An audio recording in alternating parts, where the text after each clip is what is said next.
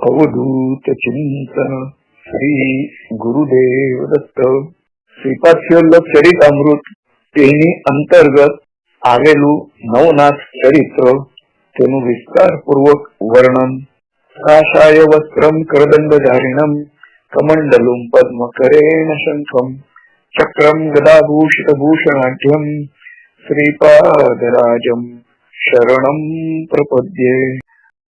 ગોરક્ષ જાલંધર ચરપટાશ્ચ અડબંબકાનિક મચ્છિન્દરાધ્યા સૌરંગી રેવાનક ભર્તૃસંધ્યા ભૂમ્યામ બભૂભૂર નવનાથ સિદ્ધા.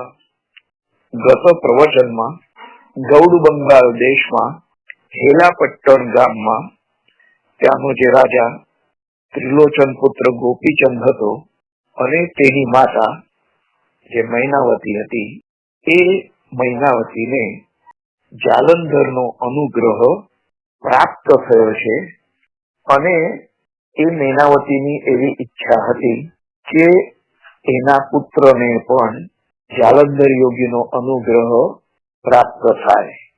પરંતુ તે જ સમયે ગોપીચંદના નસીબમાં એ લખાયું નહીં હોય અને ગોપીચંદ રાજાની જે રાણીઓ હતી, રાણીઓએ ષડયંત્ર રચીને એમને થયું કે જો આ યુવાવસ્થામાં જ ગોપીચંદ રાજા યોગીનો શિષ્ય બની જાય, એ ભેગ ધારણ કરીને રાજ્ય છોડી દેશે અને રાણીઓને અપાર દુઃખ પ્રાપ્ત થશે.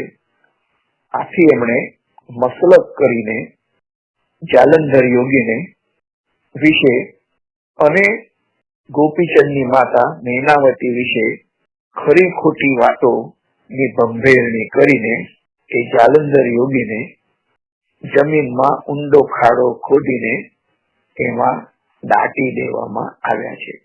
સંત પુરુષો હંમેશા સ્વભાવે શાંત હોય છે. તેઓ કોઈની ઉપર ક્રોધ કરતા નથી, પરંતુ જો કોઈ વ્યક્તિ વિશે કુદરતનો કોપ હોય તો એના થકી કોક વાર આવા સંત પુરુષ કે યોગીઓ તેઓ ક્રોધ કરતા હોય છે. અને સંત પુરુષનું વરદાન અથવા અનુગ્રહ એ જેટલું ફલપ્રદ અને સહાયકારી હોય છે, એવી જ રીતે સંત પુરુષોનો ક્રોધ પણ જીવાત્માનું હંમેશા કલ્યાણ જ કરતા હોય છે. તો નિયતિ ક્રમમાં જે લખેલું હતું એ અનુસાર જાલંધર યોગીને થયું કે આપણા શરીરનું પ્રારબ્ધ આ જ છે, ભલે આપણે આ ખાડામાં રહીએ. અને ઉપર એમને ગગનાસ્ત્ર મૂકી છે માથા ઉપર, અને નીચેથી વજ્રાસ્ત્ર મૂકીને તેઓ સમાધિ મગ્ન બની ગયા છે. બીજા દિવસે ગામના લોકો શોધ કરવા ગયા તો જાલંધર યોગીનું કોઈ પણ નામ નિશાન મળ્યું નહીં. તો લોકો અંદર વાત કરવા લાગ્યા કે સાધુ તો ચલતા ભલા. સાધુ પુરુષોને કોઈ પણ સ્થળ પ્રત્યે મોહ હોતો નથી. આથી તેઓ તીર્થયાત્રા નિમિત્તે પગપાળા પ્રવાસ કરીને અસંખ્ય લોકોનો ઉદ્ધાર કરે છે. મૈનાવતી રાણીને જેમણે અનુગ્રહ પ્રાપ્ત કર્યો હતો, તો એમને પણ દુઃખ થયું કે જાલંધર નાથનું શું થયું એની આપણને ખબર નથી અને તેઓ કદાચ ક્યાંક ચાલી ગયા હશે. હવે આપણે બીજી વાત તરફ વળીએ. મત્સ્યેન્દ્રનાથ અને ગોરક્ષનાથ એમની કથા આપણે શ્રવણ કરી છે. અને રામેશ્વરમાં એ હનુમાનજીએ મત્સ્યેન્દ્રનાથને કહ્યું હતું કે તમે સ્ત્રી રાજ્યમાં જાઓ અને મેં જે ત્યાંની રાણીને વરદાન આપ્યું છે એ વરદાન પ્રમાણે તમે તેને શરીર સુખ આપીને પુત્ર ઉત્પન્ન કરાવો. નિયતિમાં પણ લખેલું છે. એટલી તમે મારા ઉપર કૃપા કરો, ઉપકાર કરો. ને મત્સ્યેન્દ્રનાથે એ હનુમાનજીની વિનંતી હતી એ એમણે સ્વીકાર કરી છે, પરંતુ એમણે કહ્યું કે યોગ્ય સમયે હું સ્ત્રી રાજ્યમાં અવશ્ય જઈશ. તો આ રીતથી ગોરક્ષનાથ સમગ્ર ભારતમાં પગપાળા તેઓ ફર્યા છે. અનેક તીર્થ ક્ષેત્રોની તેમણે મુલાકાત લીધી છે ને ફરી તેઓ રામેશ્વરમ આવી ગયા છે. રામેશ્વરમમાં રામેશ્વર ભગવાનના દર્શન કરીને તેઓ બહાર આવ્યા છે. તો તેમને મારુતિનંદન હનુમાનજીના દર્શન થયા છે અને હનુમાનજીએ તેમને યાદ અપાવી, હે વત્સ, એ અગાઉ વચન તમે જે આપેલું તે તમને યાદ છે ને? ભૂલી તો ગયા નથી ને? તો હજુ સુધી તમે સ્ત્રીયા રાજ્યમાં કેમ ગયા નથી? અને રાજરાણી જે મૈનાકીની છે એને આપેલું વચન તમને યાદ છે ને? અને તેની જે ઈચ્છા છે એ ઈચ્છા તમારે પૂર્ણ કરવી જોઈએ. તો હનુમાનજીએ ગોરક્ષનાથ ના ગુરુ મત્સ્યેન્દ્રનાથને તેમના વચનની યાદ અપાવી છે અને હનુમાનજીએ કહ્યું કે હું તો મૈનાકીની સાથે વચનથી બંધાયેલો છું અને આથી જ હું તમને ફરી વિનંતી કરું છું. હનુમાનજીના વચનો સાંભળીને મત્સ્યેન્દ્રનાથ બોલ્યા કે અવશ્ય હું સ્ત્રી રાજ્યમાં જઈશ અને વચન પૂર્ણ કરીશ. પછી 3 રાત અને 3 દિવસ સેતુબંધ રામેશ્વરમાં મત્સ્યેન્દ્રનાથ હનુમાનજી સાથે રહ્યા છે અને ચોથે દિવસે મત્સ્યેન્દ્રનાથ અને હનુમાનજી બંને શૈલ્ય દેશ એટલે કે સ્ત્રીયા રાજ્યમાં જવા માટે નીકળ્યા છે. માં આવતા અનેક તીર્થ સ્થાનોના દર્શન પણ તેમણે કર્યા છે અને ગૌડ બંગાળમાંથી ઝટપટ પસાર થઈને તેઓ સ્ત્રીયા રાજ્યમાં આવી પહોંચ્યા છે. તે સમયે સ્ત્રીયા રાજ્યમાં રાજ્યાસન પર જાજ્વલ્યમાન સુશીલ સર્વગુણ સંપન્ન સન્નારી મૈનાકીની બિરાજતી હતી અને રાજકાજ તેમજ અન્ય વ્યવહાર અને કારોબારમાં સગળે સ્ત્રીઓ જ આગળ પડતી હતી. આથી હસ્તીપાળ, અશ્વપાળ વગેરેમાં પણ રથાધિપતિ હોય તો એ બધા જ કામ સ્ત્રીઓ કરતી હતી. સિપાહી, જાસૂસો, સંદેશવાહકો અને રત્નપારખી એ પણ કામ હોય, હિસાબનીશ હોય, કારકુન હોય, એ બધામાં સ્ત્રીઓ જ હતી અને તેઓ વ્યવસ્થિતપણે એ બધું કામ સંભાળતી હતી. લશ્કરમાં પણ સ્ત્રીઓ જ હતી અને છડીદાર, ચોકદાર, રત્નપારખું, હેમકાર, તો એ બધી જ જગ્યાઓ પર સ્ત્રીઓ ફરજ બજાવતી હતી અને શસ્ત્ર નિપુણ કારભારી જેવા અનેકવિધ હોદ્દાઓ પણ સ્ત્રીઓ જ દક્ષતાથી કાર્ય કરતા હતા. મલ્લ વિદ્યા, નાટ્યશાસ્ત્ર, સંગીત શાસ્ત્ર એ બધામાં પણ સ્ત્રીઓ જ આગળ પડતી હતી. આ દરબારમાં પણ સ્ત્રીઓનું જ વર્ચસ્વ હતું. આવી રીતે સ્ત્રીયા રાજ્ય હકીકતમાં અને વાસ્તવમાં સ્ત્રીઓ દ્વારા અને સ્ત્રીઓ માટે શાસન વ્યવસ્થા હતી. મત્સ્યેન્દ્રનાથ તેમજ હનુમાનજી બંને સ્ત્રીયા રાજ્યમાં પ્રવેશીને સર્વ સ્થાને સ્ત્રીઓની હાજરી જોતા જોતા રાજધાનીમાં આવી પહોંચ્યા છે અને તેમના આગમનના સમાચાર મૈનાકીની રાણી સુધી પહોંચી ગયા હતા.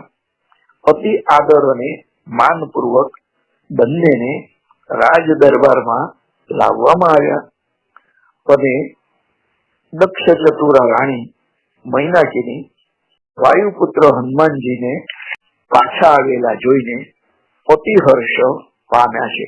ઇતિહાસ તો આપણે જાણીએ છીએ કે આ જે મૈનાકીની રાણી હતી એને એવું થયું કે સમગ્ર સૃષ્ટિમાં બધા જ પ્રાણી, પશુ, પક્ષીઓ અને માનવજાત એ જો જાતીય સુખ ભોગવતા હોય તો આ સ્ત્રીયા રાજ્યની સ્ત્રીઓ કેમ એનાથી વંચિત રહે? અને એના માટે એને હનુમાનજીનો એક યજ્ઞ આરંભ્યો અને એમાં એને પોતાના શરીરના માંસના ટુકડાની આહુતિ આપી. તો એમ કરતા હનુમાનજી પ્રસન્ન થયા અને હનુમાનજીએ કહ્યું કે તારે જે વરદાન માંગવું હોય તે માંગ. તો એ મૈનાકીનીએ કહ્યું કે મને તમારા થકી પુત્ર જોઈએ છે. ત્યારે હનુમાનજીએ એને કહ્યું કે હું તો બાલ બ્રહ્મચારી છું અને સુવર્ણ કાછોટો જન્મથી જ મારા શરીરમાં એ સ્થિત હોવાથી મારું તો કદી પણ વીર્ય સ્ખલન થાય નહીં. આથી મારા થકી તને પુત્ર નહીં થાય, પરંતુ મારા જેવો જ સમોવર્યો કોઈ શ્રેષ્ઠ પુરુષ હશે, યોગી હશે, એને હું તારી પાસે મોકલીશ અને એના થકી અતિ દિવ્ય પુત્રની તને પ્રાપ્તિ થશે. તો એ સમય આવ્યો ન હતો અને અત્યારે એ સમય આવ્યો છે. આથી એ મૈનાકીની રાણીને હનુમાનજીએ કહ્યું કે આ જે શ્રેષ્ઠ પુરુષ છે, યોગી પુરુષ છે, તેઓ મત્સ્યેન્દ્રના અને ઈશ્વર અવતાર છે. તેની મૈનાકીનીએ ષોડશોપચારે પૂજા કરી છે અને રાણીએ જયારે પૂછ્યું કે એ આ બીજા મહાપુરુષ કોણ છે, ત્યારે અંજની સુતે અતિ હર્ષથી મૈનાકીની રાણીને કહ્યું કે હે સુવદના, તને યાદ છે કે પૂર્વે તે તારી મનોકામનાની પૂર્તિ માટે ઘોર તપ કરેલું, ત્યારે મેં તને વચન આપેલું કે હું તારી પાસે શ્રેષ્ઠ યોગીવર મત્સ્યેન્દ્રનાથને મોકલીશ અને તે તારી ઈચ્છા સંતોષશે. તો એ તારી ઈચ્છા સંતોષવા માટે જ આ મત્સ્યેન્દ્રનાથ મહાયોગી છે અને એ તારી ઈચ્છા પૂર્ણ કરશે. તેઓ સૂર્ય સમાન તેજસ્વી અને જેવી રીતે શિવ પાર્વતી જગતમાં શોભે છે તેમ શચી સ્વામી કામદેવ જેવા સમર્થ પુરુષ મત્સ્યેન્દ્રનાથ છે. તો એ તારી ઈચ્છા પૂર્ણ કરશે. આટલું કહીને વાયુનંદન પોતાના આશ્રયને બિરાજમાન થયા છે અને રાણી મૈનાકીની એ પરમ આનંદ પામ્યા છે.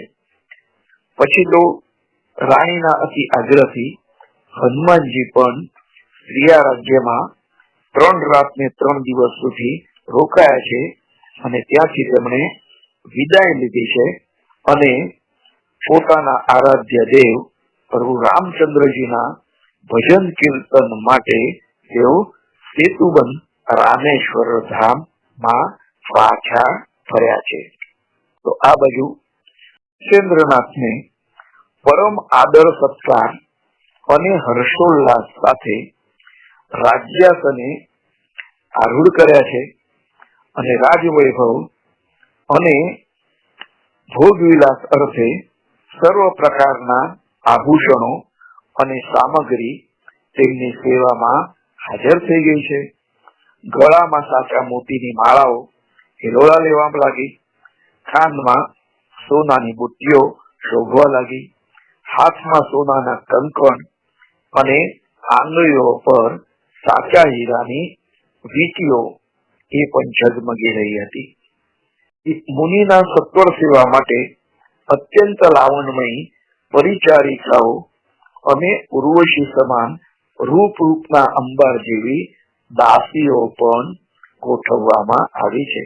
વારંવાર છડી પોકારવા માટે છડીદાર સ્ત્રીઓ પણ ત્યાં હાજર હતી અને મહારાજ મત્સ્યેન્દ્રનાથ ની ઘણી ખમ્મા એમ સમયાંતરે છડી પોકારવામાં આવતી હતી.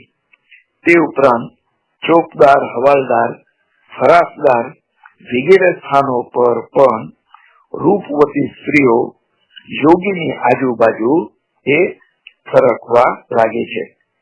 કસ્તુરી કેસરથી શોભતી અને મગમગતી માળાઓ લઈને માળન નિયમિત આવવા લાગી છે.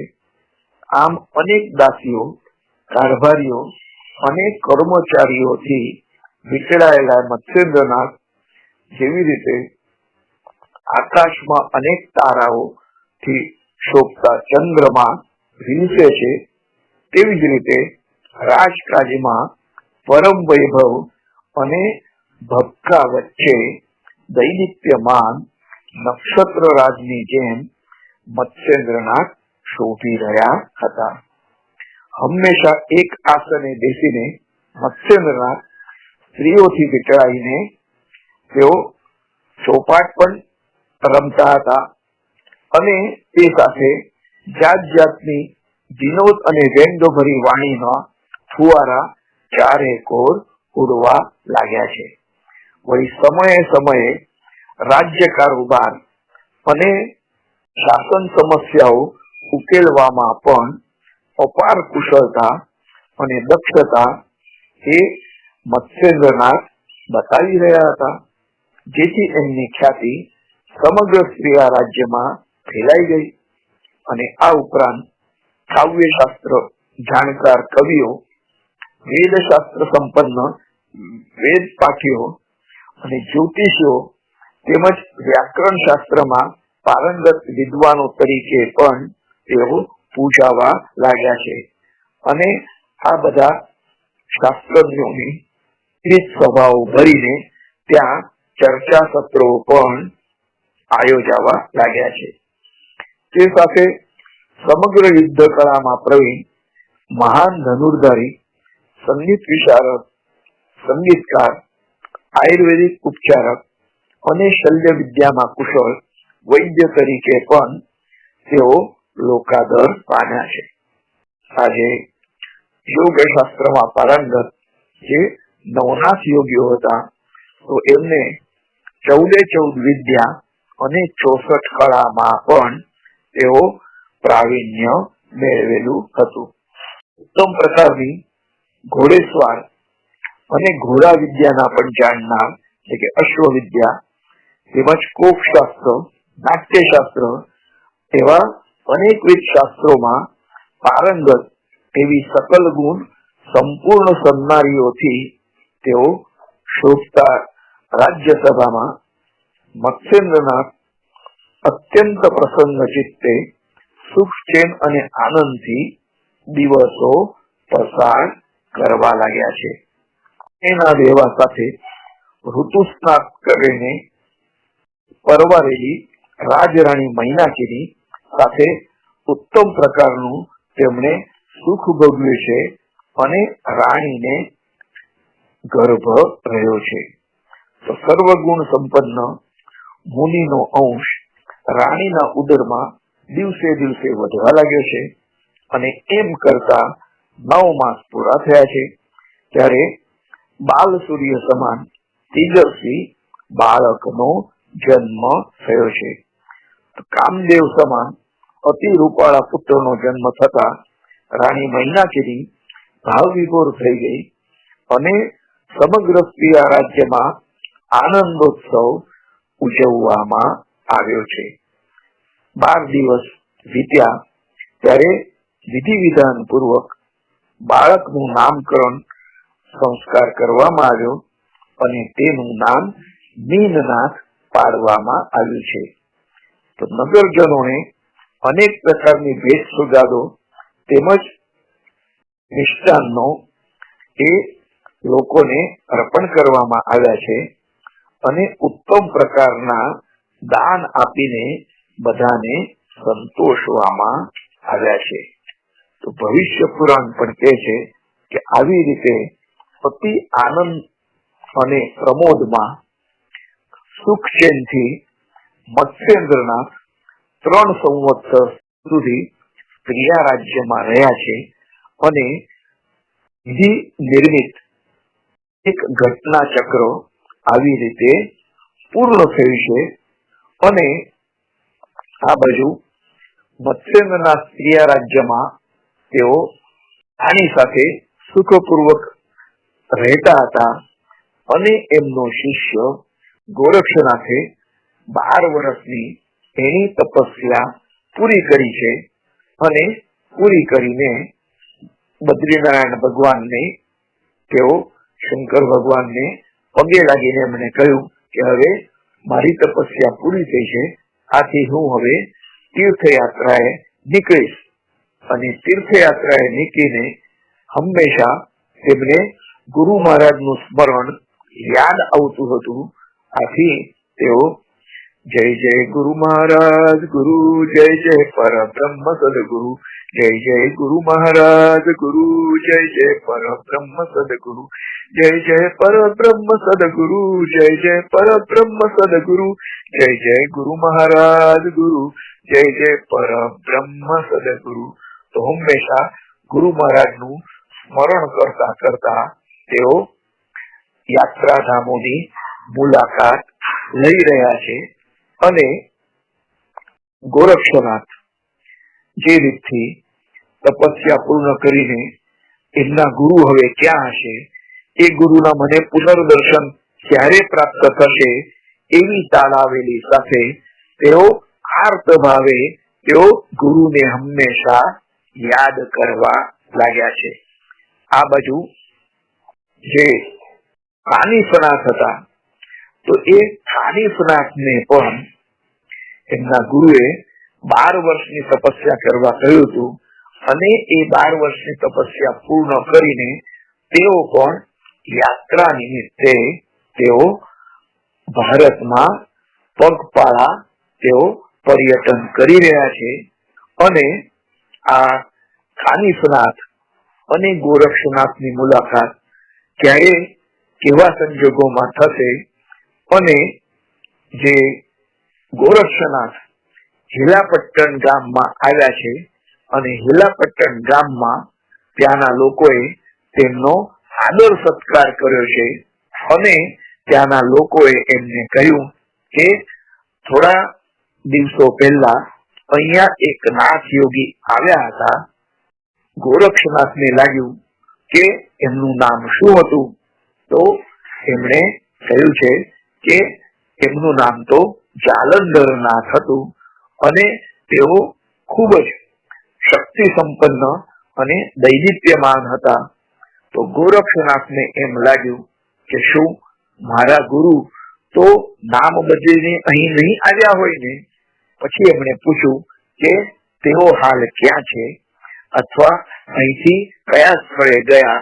તો એ લોકોએ કહ્યું કે એક દિવસે તેઓ કોઈને પણ કહ્યા વગર આ ગામમાંથી અદ્રશ્ય થઈ ગયા. તો આ રીતથી જે ગોરક્ષનાથ તીર્થાટન કરતા કરતા જ્યારે ગૌડ બંગાળ પ્રદેશના પાટનગર હિલાપટ્ટણ ગામે આવ્યા, જ્યાં જાલંધરનાથને ભૂમિમાં ભંડારી દેવામાં આવ્યા હતા. તો તે બંનેની નો વાર્તાલાપ કેવી રીતે થયો અને આગળ શું થયું, તો એ કથા આપણે આગળના પ્રવચનમાં શ્રવણ કરીશું. આ અધ્યાયમાં પ્રિયા રાજ્યમાં મત્સ્યેન્દ્રનાથનું આગમન અને નીલનાથનો જન્મ એ આપણે શ્રવણ કર્યો છે અને બાકીની આપણે કથાઓ બીજા પ્રવચનમાં આવરી લઈશું. અવધૂત ચિંતન શ્રી ગુરુદેવ દત્ત.